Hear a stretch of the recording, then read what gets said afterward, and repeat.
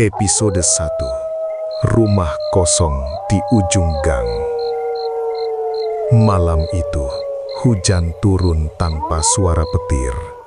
Hanya rintik yang jatuh pelan di atap seng, seperti ketukan jari yang tak sabar. Di ujung gang kampungku, ada sebuah rumah kosong yang sudah bertahun-tahun tak berpenghuni.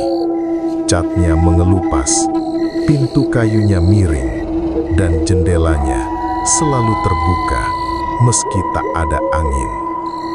Orang-orang bilang, dulu ada seorang pria meninggal mendadak di dalam rumah itu. Ia ditemukan sudah terbujur kaku, terbungkus kain kafan, karena keluarganya terlalu miskin untuk menguburkannya dengan layak. Sejak saat itu, sesuatu sering terlihat berdiri di balik jendela. Suatu malam, aku dan dua temanku nekat membuktikan cerita itu. Kami masuk dengan senter di tangan. Bau lembab dan tanah basah menyambut kami. Lantai berderit setiap kali diinjak. Lalu terdengar suara. Ges, ges. Seperti kain diseret perlahan. Kami saling pandang. Suara itu berasal dari kamar paling belakang. Saat pintu kamar kami dorong, kosong. Tapi lantainya basah, seperti bekas sesuatu yang melompat, meninggalkan jejak panjang kain putih. Dan tepat ketika aku hendak mundur, brak, pintu depan tertutup sendiri.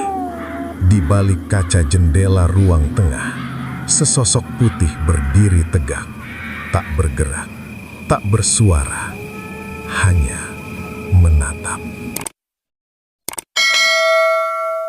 Episode 2. Lompatan di atap-atap. Kami berlari keluar rumah itu secepat mungkin. Tapi sejak malam itu, gang kami tak pernah sama lagi.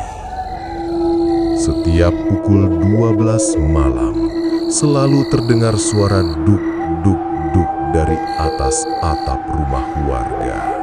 Seperti sesuatu melompat dari satu rumah ke rumah lain.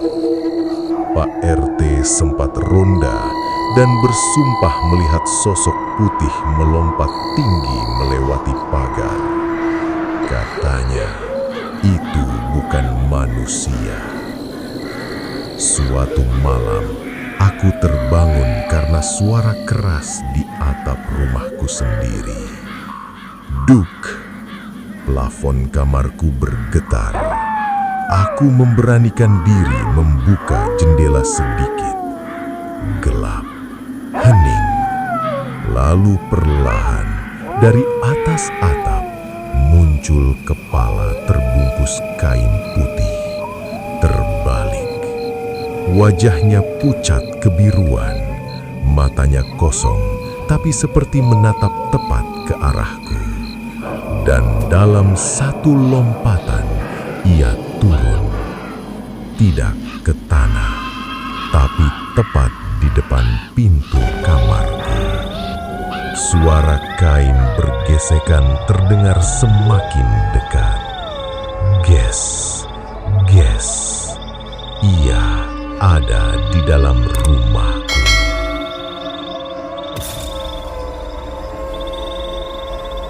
Episode 3. Ikatan yang terlepas.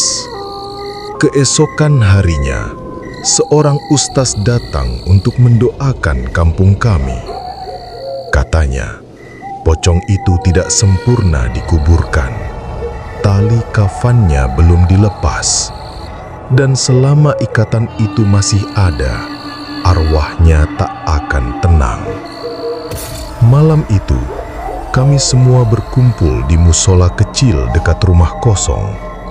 Doa dibacakan. Angin tiba-tiba berhembus kencang. Lampu berkedip. Lalu terdengar suara jeritan panjang. Bukan dari luar, tapi dari dalam musola. Sesosok putih berdiri di saf paling belakang. Diam, tubuhnya kaku, lalu perlahan kepalanya menoleh. Tali di bagian kepalanya mulai terurai sendiri. Satu lilitan terlepas, kemudian satu lagi, dan saat ikatan terakhir hampir lepas, lampu padam total. Dalam gelap, terdengar suara tawa parau. Ia tidak ingin pergi. Ia ingin seseorang menggantikannya. Suara kain bergesekan terdengar semakin dekat. Episode 4. Tumbal. Sejak malam itu, satu warga kampung menghilang. Namanya Rudi. Ia terakhir terlihat berjalan sendirian melewati rumah kosong. Pagi harinya, kami menemukan sesuatu di teras rumah itu. Sehelai kain kafan, masih bersih, masih baru, dan ada 3 ikatan tali di atasnya. Malam berikutnya, suara lompatan kembali terdengar. Tapi kali ini ada 2 suara. Duk, duk. Lebih berat, lebih cepat. Orang-orang mulai sadar. Pocong itu tak lagi sendiri. Ia telah menemukan pengganti. Dan kini mereka mencari yang berikutnya.